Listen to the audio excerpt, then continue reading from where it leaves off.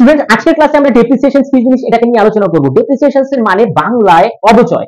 আচ্ছা, tangible asset যেগুলো হচ্ছে স্পর্শনীয় সম্পত্তি, যেটাকে আমরা টাচ করে বুঝতে পারি বা দেখেও আমরা বুঝতে পারি, এই ধরনের সম্পত্তি, যেরকম ধরো বিল্ডিং হয়ে গেল, মোটর কার, ফ্যাক্টরিতে কোনো রকম মেশিন আমরা ইনস্টল করেছি, এক্সেট্রা এক্সেট্রা। এই ধরনের যে সম্পত্তিগুলো থাকে, যেগুলো ধরো আমরা ইনস্টলেশন করেছিলাম, তার একটা ভ্যালুয়েশন ছিল। এবার over the longer period of টাইমের পর, যেরকম 5 বছর, 15 বছর, 10 বছর পরে, 20 বছর পরে, এটার ভ্যালু কিন্তু এক থাকবে না।